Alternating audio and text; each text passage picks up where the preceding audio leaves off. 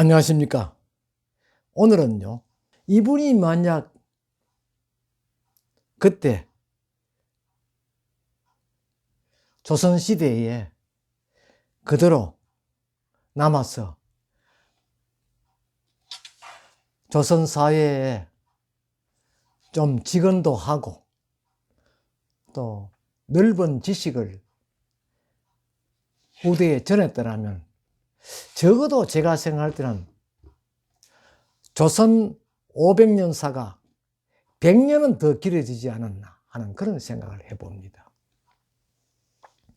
오늘 우리 고전문학의 주인공은 타경 김일손 선생입니다.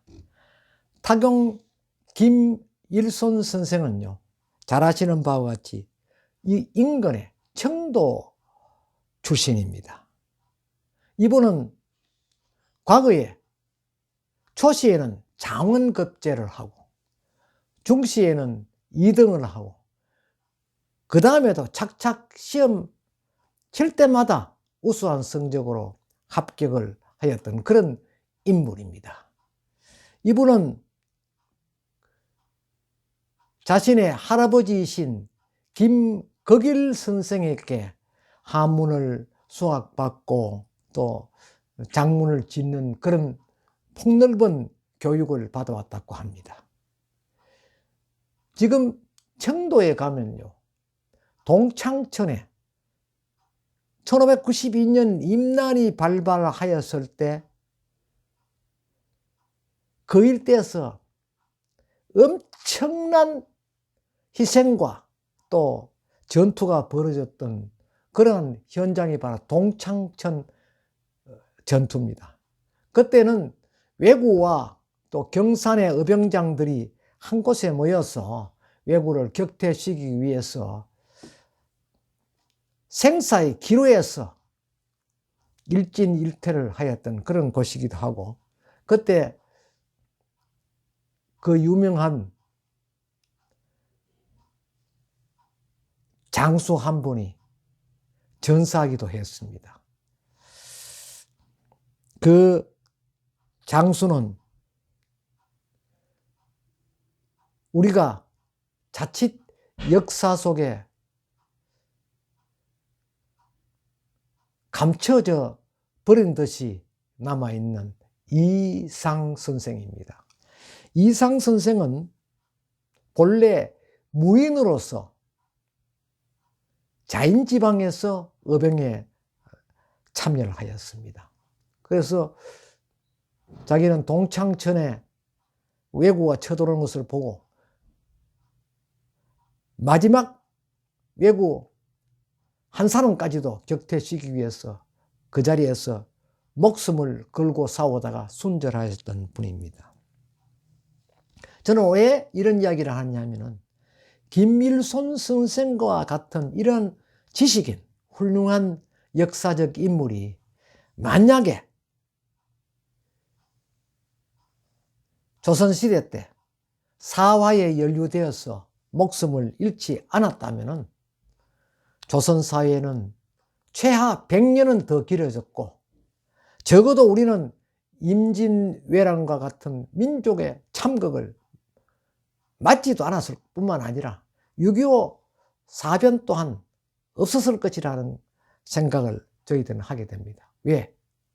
조선사회가 100년만 길어졌더라도 그러한 후대의 대형 사고라든지 참상은 일어나지 않는다고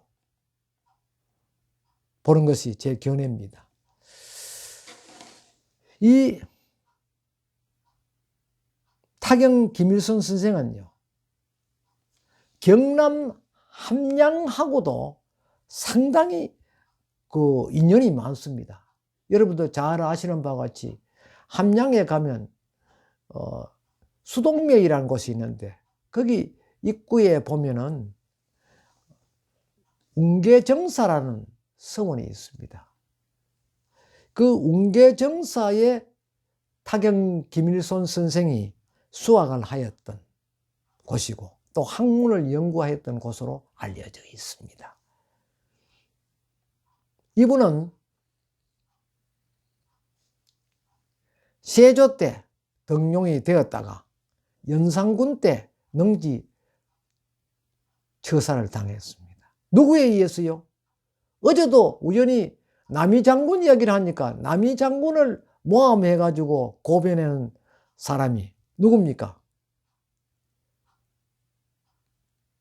남이 장군. 그 젊은 혈기가 왕성한 장래가 촉망되는 그러한 이 시대에 역사적으로 한 사람이 나올 수 있겠느냐 할 그러한 충신을 역적 모함을 했다 해서 한 형편없는 관리의 고변에 의해서 능지 처참을 당했죠. 오늘 소개하고자 하는 타경 김일손 선생도 이 어찌 된 일입니까? 이 어른도 그 사람이 천년 만년 살고자 하였던 그 사람이 억울한 누명을 씌워서 결국은 능지 처참을 당했다고 합니다. 타경 김일손 선생은요, 김해가 본관입니다. 그리고 중시조가 김관이라는 어뢰입니다. 저는 개인적으로 김해 김씨의 경파입니다만 김관 어뢰는 사면파 파조입니다. 우리 경파의 파조는 목자, 경자 어른이십니다. 그런데 만약에 이 어른이 그런 변을 당하지 않았다면 분명히 사면파의 파조는 타경 김일손 선생과 같은 그런 훌륭한 분들이 파조로 추대되었을 것이다 하는 생각입니다.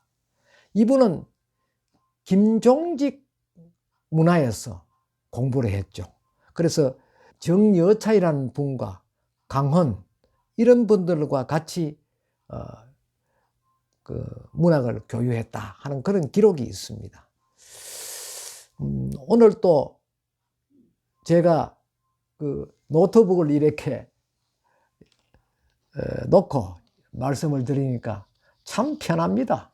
우선 내가 그 이야기하고자 하는 것을 가릴 수 있다는 것이 얼마나 그 행복합니까? 그리고 자연스럽게 이야기할 수 있다는 거. 저는 오늘 중요한 부분만 적어 왔습니다. 이렇게. 여러분 보이시죠? 요 두 줄입니다. 뭐냐? 저서로는 타경집, 회로당기, 속두루록 등 26편이 있다. 자개서원과 도동서원 등에서 제양하고 시호는 문민이다 하는 기록이 있습니다. 이 기록만 제가 오늘 보고 하려고 적어 왔습니다. 그 나머지 부분은 제가 생각나는 대로 두서없이 정리를 한번 해보겠습니다. 제가 우연한 기회야 7, 8년 전에 경남 함양 지리산 등구사라는 사찰에 가서 문화재 지정 일을 맡아서 한 적이 있습니다. 그런데 그 사찰은 본래 가야국에 존치되었던 사찰이다 하는 그러한 구절이 남아있죠. 그런데 우리나라는 수없는 외침을 받았고 전부 병화를 통해서 전부 소실되었습니다. 그래서 기록으로 남아있는 것은 거의 없습니다. 심지어 금성문 같은 것도요, 전부 깨어져 버리고 또 불에 태워 녹여버리고 이렇게 해서 후대에 전승되는 게 별로 없습니다. 그러한데 거기에 문화재를 지정하는데 3층 석탑이 기단부에서 1층 탑신만 있었는데 이 탑신을 가지고 문화재를 지정하게 된 결정적 동기가 뭐냐면 타경 김일손 선생께서 집필하셨던 지리산 일대를 쭉 다니시면서 적어두었던 속두루록이라는 책입니다. 속두루록. 이 두루록이라는 것은 지금의 지리산을 기록해 놓은 그런 글인데, 본래는 김종직 선생이 두루록이라는 글을 쓰고 제자인 김일손 선생이 한 번 더 다시 선생이 걸어왔던 그 길을 밟기 위해서 때마침 덩구사라는 그 사찰에 왔던 것입니다. 저는 자료가 없어서 무척 고민을 해들었었는데 그 자료가 있음으로 인해서 모든 숙제가 다 풀렸습니다. 덩구사라는 존재, 저녁에 일행과 같이 한 사찰에 도착하니 그 사찰의 앞에 산은 마치 거북이가 기어 올라가는 것처럼 생겼다 해서 덩구사라 하였다. 그리고 성인듯 돌을 높이 쌓아놓은 그 자그마한 굴 속에는 물이 콸콸 흘러내려왔다. 한문자가 콸콸이라는 글자가 있는지는 정말 몰랐습니다. 그런데 처음 보는 글자가 그 지역의 선비한테 물어보니까 콸콸이다. 물이 흘러가 와락와락 흘러내려오는 그런 표현을 콸콸이라 표현을 했다. 이런 이야기입니다. 그래서 깜짝 놀랐죠. 그의 삼청석탑은 어떻게 생겼고 그 주변에 그 지형은 어떻고 산세는 어떠하고, 아침에 일찍 일어나서 덩구산에서 마치 건너편 지리산을 바라보니까 연꽃이 피어 오르는 모습과 같았다 하는 그런 표현을 해두었다는 것입니다. 그래서 그 속에 물이 흘러나오는 곳이 무엇이냐 한 것도 밝혀내었고, 또 그 위에 삼청석탑이 1층 그 탑10만 남아 있었지만 그것을 문화재로 지정하는데 결정적인 동기가 되었습니다. 타경 김일손 선생은요, 지식인이자 학자고 정치인입니다. 그리고 이분은 또 요사이 같으면 작가입니다. 그래서 지리산 일대를 자유분방하게 다니면서 스승이 지리산을 답사하면서 과연 무엇을 생각했는가 하는 것을 자기도 느껴보기 위해서 아마 자신도 스승이 다녔다는 그 일대를 찾아온 것이죠. 그것이 제하고 이제 인연이 되었죠. 그래서 결국은 그 덩구사라는 한 사찰이요, 그로 인해서 문화재를 하나 얻게 되었습니다.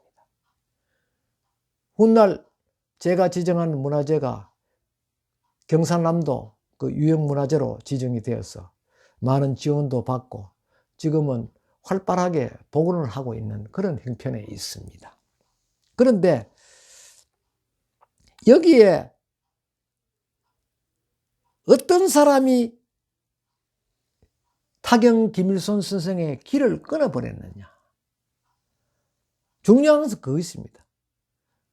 잠깐 앞에서 말씀 드리려고 그러다가 제가 잠시 그 멈칫하였는데, 어제도 남이 장군 이야기를 하면서 제가 유자광이라는 사람이 고변을 해가지고 그렇게 남이가 30세도 되기 전에 능지처사를 당했다 하는 그런 말씀을 드리고 가슴 아파했습니다.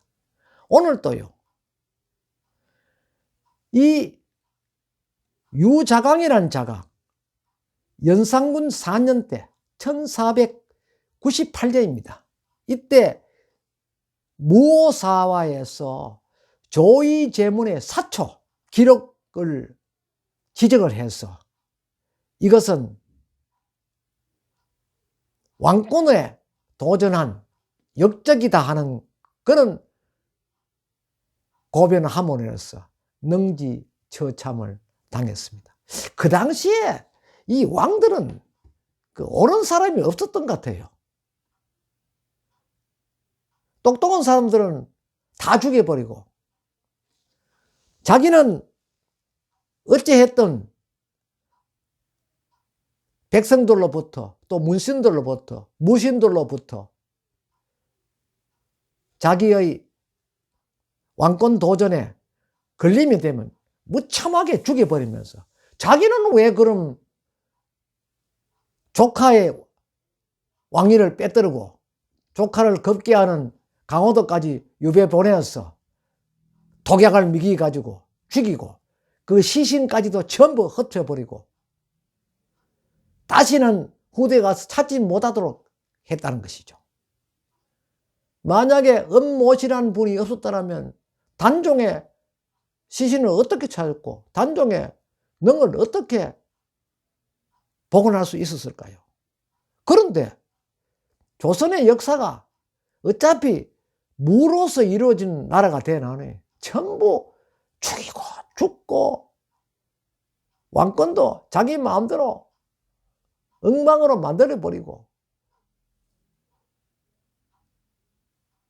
동생이 형의 자리를 빼앗느냐 하면 또 형이 동생 자리를 빼앗고 형제의 난이 일어나고 이런 식으로 무참한 참 상상도 할 수 없는 일들이 조선사회에서 벌어졌습니다. 그러니까 500년 밖에 이어지지 못했죠. 그런 짓이 없었더라면 천년인들 불가능하겠습니까? 너무 자기가 살아나는 게 너무나 불안하기 때문에 그랬지 않나 하는 생각도 할 수가 있죠. 김해 부근에 가면요, 어병이라는 마을이 있습니다. 이 어병이라는 마을의 그 출신자가 곧 그 사면파의 파조 어른이신 김관 선생입니다. 김관 선생이 왜 어병이냐? 어자는 어명이라는 어자입니다. 병은 병풍입니다. 임금으로부터 병풍을 하사받았다. 당시 고려 시대인데 고려는 그 유교 사회가 아니고 불교 사회이지 않습니까? 그때 척부를 주장했다고 합니다. 그러나 결국은 잠깐 은둔 생활을 하다가 결국 그 왕이 올곧은 그 어른의 깊은 뜻을 이해하고 병풍을 친히 하사해서 격려했다 합니다. 그리고는 관직도 판도판서라는 그러한 관직을 내리고 그 후대에 가서도 왕이 친히 그를 가까이 했다 하는 그런 기록을 찾아볼 수가 있습니다. 고려시대 때입니다. 이러한 시점에 목자 경자 어른도 경파의 분파 파조로서 지금 목자 경자 어른의 묘소는 상주에 가면 견원산성이라는 산성이 있습니다. 거기에 모셔져 있습니다. 그의 첫째 아들은 영천시 북안면에 또 모셔져 있고 우리 가까이에 있습니다. 그런데 타경 김일손 선생은 사초에다가 그 자기의 소신을 속이지 못하는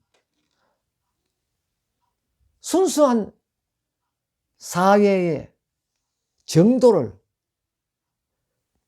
정치가이자 학자이자 작가의 입장에서 그것을 기록하고 또 그 조의 제문에 사초를 써서 보기 상소를 하는 그런 내용이 있기 때문에 능지처참을 당했다는데, 제가 잠깐 유자광이라는 사람이 어떤 사람인가 제가 한번 살펴봤습니다. 살펴보니까 자기 아버지는 정승급에 있었던 사람이고 어머니는 노비를 하였던 사람이다. 그 양반과 노비 사이에서 태어난 서얼이다 이죠. 그러니까 조선사회도 서얼이 늘 이런 나쁜 짓을 골라서 하니까 서얼은 배척하고 이랬지 않나 하는 생각을 하기도 합니다만, 뭐 반드시 그런 것은 알겠습니다만 왜 그런 말을 듣도록 요래 훌륭하지 못한 짓을 했는지 모르겠습니다. 유자광입니다. 아들이 빛이 난다. 아들 자자에 빛광자입니다. 이름은 잘 지었습니다. 그런데 하는 행실이 보면은 저승사자와 같아요. 젊은 사람만 골라가 전부 죽여버리는 기라. 그러니까 자기는 한 10,000년쯤 살라고 생각했죠.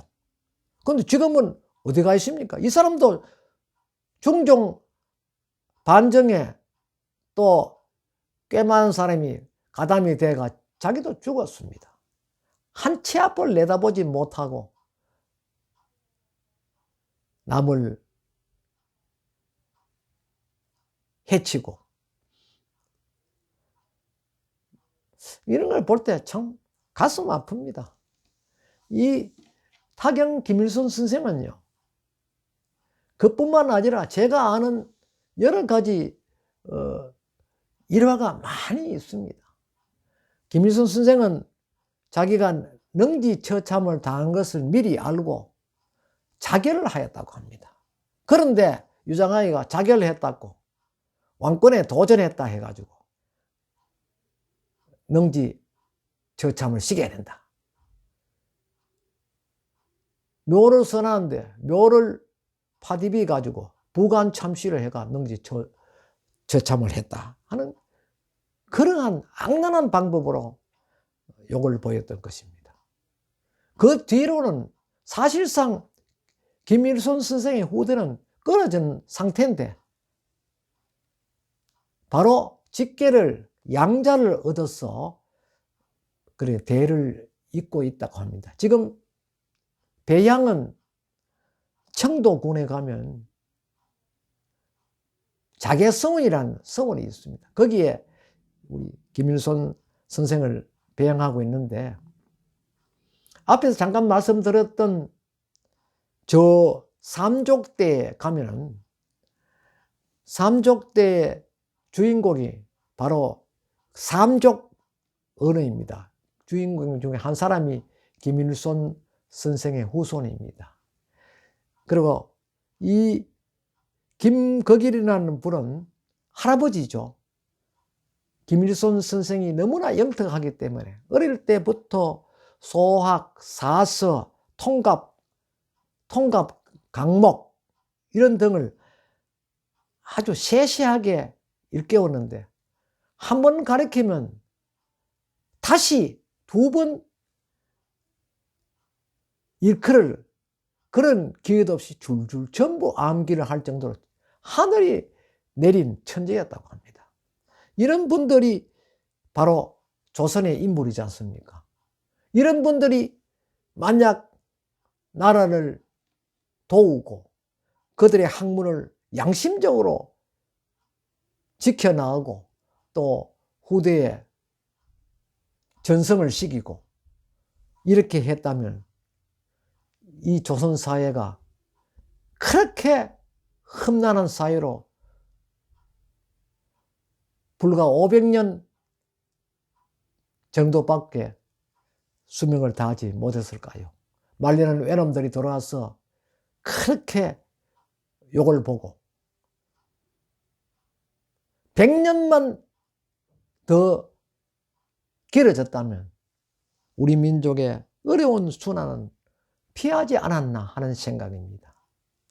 그래서 오늘은 소상하게 설명을 하지 않아도 타경 김일손 선생은 어떠한 부위라는 것을 누구나 다 알고 있기 때문에 제가 소상한 이야기는 하지 않겠습니다. 참 이런 분이 계셨더라면 우리 사회가, 우리 역사가 얼마나 밝아졌을까 하는, 우리의 역사는 남이 만드는 게 아닙니다. 우리의 선조가 만들었고 또 다음은 우리 후대가 만들어 나갈 것입니다. 지금 이 시점에서 우리는 더 이상 오류를 범해서는 되지 않을 것입니다.